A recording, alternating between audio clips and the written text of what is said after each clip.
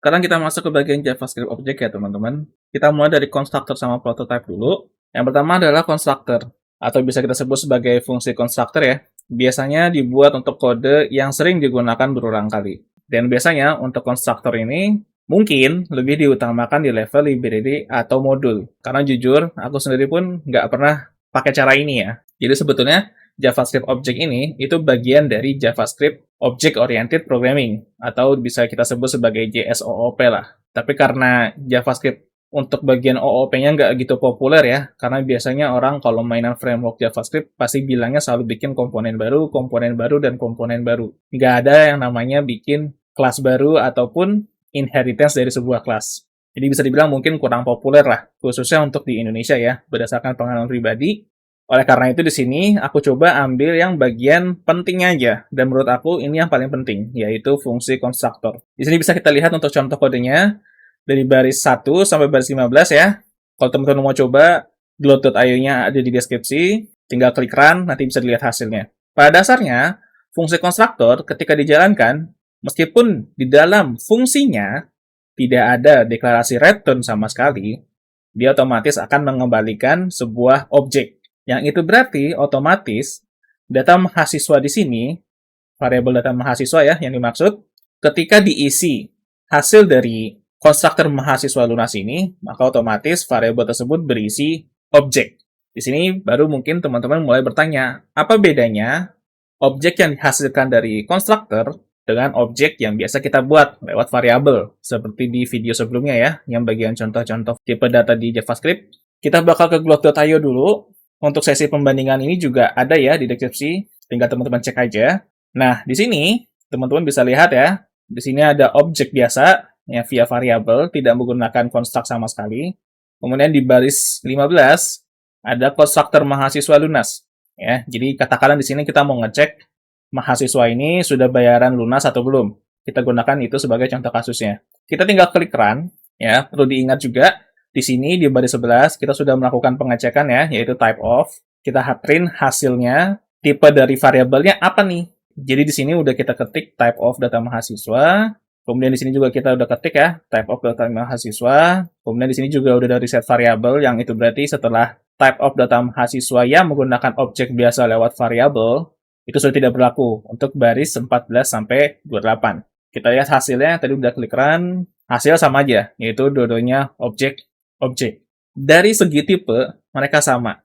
Ya. Tapi, kalau type of kita hilangin, kita langsung console log data mahasiswanya aja di sini.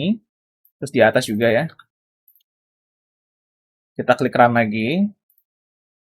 Maka hasilnya ada sedikit perbedaan, yaitu di bagian mahasiswa lunas di sini. Ya, bisa lihat di sini ada label khusus, yaitu menunjukkan bahwa objek yang bawah itu berasal dari konstruktor bernama mahasiswa lunas. Sementara objek biasa yang dideklarasikan lewat variabel tidak ada labelnya. Dia langsung kurung kerawal aja sama kurung tutup. Jadi itu perbedaan antara objek yang dibuat secara manual lewat variabel dengan objek yang dibuat menggunakan konstruktor. Objek yang biasa dibuat lewat variabel ini bisa kita sebut sebagai objek literal, atau bisa bilang literally object. Ya, ini cuma objek, nggak ada namanya. Jadi betul-betul hanya objek aja. Sementara objek yang lewat konstruktor itu ada namanya, yaitu tergantung dari nama konstruktornya. Karena di sini nama konstruktor mahasiswa lunas, ya otomatis ketika di console log maka hasilnya adalah mahasiswa lunas. Seperti itu. Dan kita bisa lihat juga dari dua penulisan kodenya, di sini ada perbedaan ya. Untuk objek literal, kita akan biasakan menggunakan istilah objek literal ya. Dia menggunakan if else-nya di luar ketika deklarasi objeknya. Berbeda. Ya, sementara untuk konstruktor, if-nya berada di dalam konstruktornya, atau bisa dibilang ketika konstruktornya dideklarasikan. Makanya tadi aku bilang di awal, mungkin konstruktor ini akan lebih bermanfaat ketika kita sudah membuat sebuah library atau include. Jadi nggak harus selalu kita menggunakan konstruktor. Oleh karena itu tadi juga aku bilang lagi di awal, biasanya dibuat untuk kode yang sering digunakan berulang kali. Contoh, kasus di sini, teman-teman mau ngecek data mahasiswa ini udah lunas atau belum nih pembayarannya. Itu kan mungkin saja akan digunakan berulang kali di modul-modul lain kan. Daripada teman-teman copy paste kode yang sama, kenapa nggak dibikin construct aja? Nanti construct-nya tinggal di load lewat HTML-nya atau di modul JavaScript-nya. Jadi tinggal plug and play aja atau plug and use lah. Mungkin teman-teman nggak dapat gambarannya ya, apalagi kalau belum ada pengalaman ngoding sama sekali. Tapi yang jelas, minimal teman-teman tahu cara bikin construct di JavaScript. Kurang lebih seperti ini. Satu hal lagi yaitu prototype. Nah, prototype ini berkaitan dengan constructor. Menariknya di constructor adalah, contoh misalkan, teman-teman mau ambil objek tunggakannya. Kan? Kalau misalkan teman-teman console log data mahasiswa.tunggakan, itu kan gak enak banget ya dibacanya ya. Data mahasiswa.tunggakan gitu loh. Ini kenapa nama datanya seperti ini? Kan nggak enak banget ya. Nah, ada yang namanya prototype. Jadi prototype itu bisa dibilang turunan dari sebuah JavaScript object. Jadi di dalam JavaScript itu terdapat objek lagi sebelum kita bikin objek, yaitu namanya object.prototype. Dia itu udah pasti parent dari semua objek lah. Kurang lebih seperti itu teorinya ya. Nah, kita bisa gunakan kemampuan dari prototype itu untuk menyelipkan sebuah fungsi ke dalam konstruktor. Kurang lebih caranya seperti ini. Jadi misalkan di sini teman-teman ngerasa aku mau cetak tunggakan, nggak enak banget penulisannya gitu ya.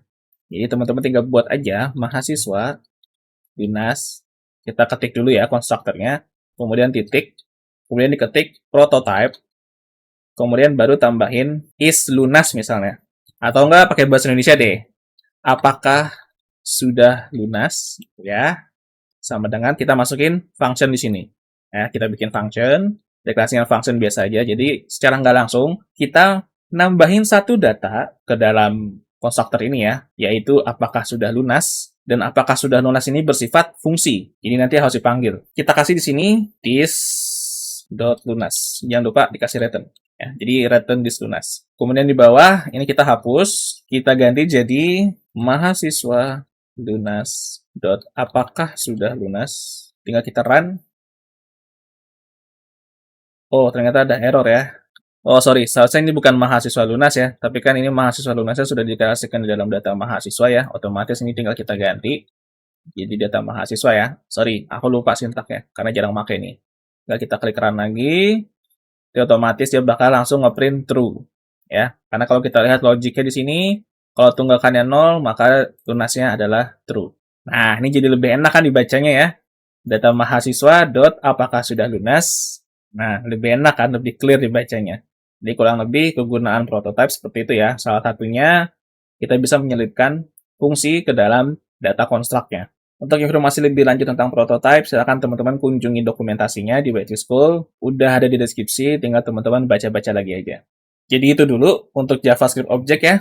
Untuk constructor, kemudian prototype, kemudian perbedaan antara constructor dengan objek literal. Teman-teman udah coba lihat hasilnya bagaimana, teman-teman udah lihat perbedaannya gimana, cara makainya gimana. Tinggal nanti teman-teman tunggu kasus tertentu, kapan teman-teman harus menerapkan constructor di dalam JavaScript.